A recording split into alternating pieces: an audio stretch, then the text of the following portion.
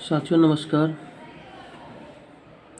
मैं एक विषय पर आपसे बात करना चाहता हूँ। अभी कुछ दिन पहले 1 दिसंबर था। 1 दिसंबर को हमारा विश्व एड्स दिवस होता है। और ये जो बीमारी है ना, ये बहुत ही ख़तरनाक बीमारी है। मतलब मेरा मकसद आपको डराना नहीं है, आपको समझाना है।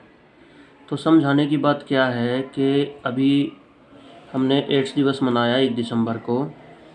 तो इसमें जो बीमारी है ना, अभी मैं कुछ आंकड़े देख रहा था, उसमें थे हरियाणा के कुछ एक डाटा आया हुआ था जो कैथल साइड का था कि बहुत ज़्यादा आदमी उसमें ना प्रभावित हो रहे हैं HIV से। तो ये जो विषय है ये सोचने वाला है बिल्कुल कि सरकार इतना काम कर रही है, इतनी जागरूकता है, इतना सब कुछ हो रहा है, उसके बावजूद भी ऐसा काम हो रहा है कि मतलब ये बीमारी ज़्यादा फैलती जा रही है। तो हमें इस बीमारी से बचना है, और बचना है तो उसके लिए हमें क्या करना है। HIV की जो बीमारी है वो सिर्फ टेस्ट करने से ही पता लग सकती है कि हमें HIV है या नहीं है। ऐसी कोई वो नहीं है कि भाई बिना टेस्ट की हमें पता लग जाए। इसके सिर्फ 4 कारण होते हैं फैलने के। सबसे पहला कारण है संक्रमित ब्लड जो होता है, मतलब इन्फेक्टेड ब्लड हो जो कोई HIV से, तो अगर वो हमें चढ़ जाए तो उससे HIV हो जाता है।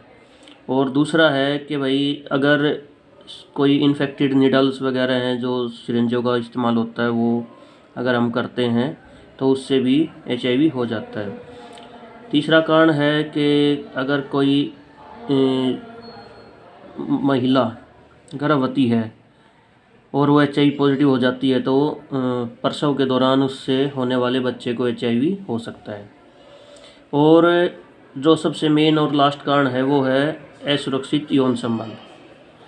तो हमारी जो यंग जनरेशन है, हम उनसे बातचीत नहीं करते, उनमें जागरूकता नहीं है, उन तक ये बात नहीं पहुंच पा रही है कि भाई HIV से हम बच कैसे सकते हैं। तो मैं आपको बताना चाहता हूँ कि जो सबसे मेन कारण है कि असुरक्षित यौन संबंध है, तो उसके बारे में एक जागरूकता होनी चाहिए, बच्चों को इसका ज्ञान होना चाहिए। तो उसमें ये स्टार्टिंग से ही, जैसे हमारी भाई एजुकेशन सिस्टम है, उसमें धीरे धीरे से ना, जैसे बच्चा क्लास में आगे बढ़ता है भाई, 5वीं में, 6ठी में, 7वीं में, 8वीं में धीरे धीरे जाता है, तो उसको एक स्टार्टिंग से थोड़ा थोड़ा थोड़ा थोड़ा करके नॉलेज इस तरह से दिया जाए कि जब तक वो एक टीनेज हम बोलते हैं उसमें आए तो पूरा का पूरा उसका नॉलेज हो जाए और इस बीमारी से बचा जा सके। और भी कई तरह के इन्फेक्शन होते हैं जो हो सकते हैं इस बीमारी से जो रिलेटेड हैं, तो उससे भी बचा जा सकता है।